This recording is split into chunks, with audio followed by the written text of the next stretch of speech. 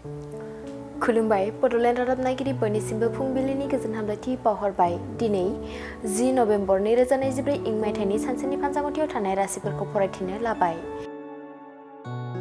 मेष राशि समाजाव मोजां मुं मोनगोन। बिमा बिफानि साननायखौ जाफुंहोनो हागोन।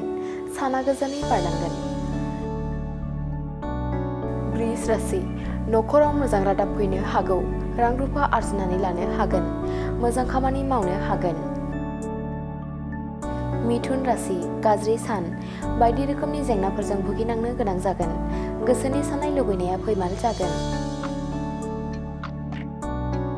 कर्कट राशि आंगो लोगोफोरानो खैफोदाव खोख्लैनो हागौ।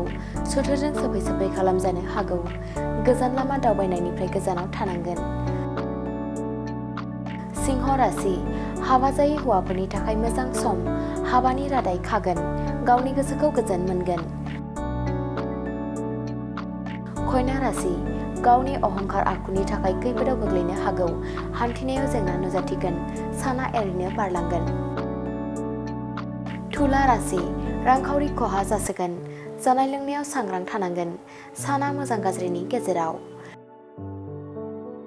वृश्चिक राशि गोसोखौ उरां फारां मोनगोन। मावनो लानाय खामानिया आद्रा जानानै थागोन।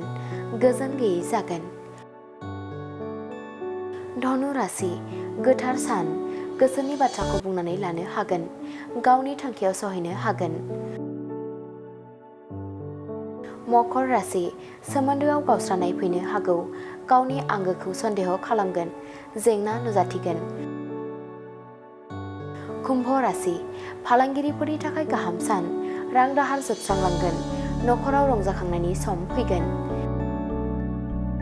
मीन राशि बायदि रोखोमनि जेंनाफोर नुजाथिनो हागौ।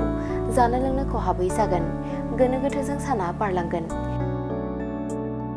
दिनैनि राशि फरायथिनाया एसेनोसै। बेजों लोगोसेनो दिनैनि साना बुहुमनि साफ्रोमबो सुबुंफोरनि थाखाय गाहाम जाथों बेखौ बड'लेण्ड रादाब नखरनि जानानै इसोरनि खाथियाव आरज गाबनाय थाबाय।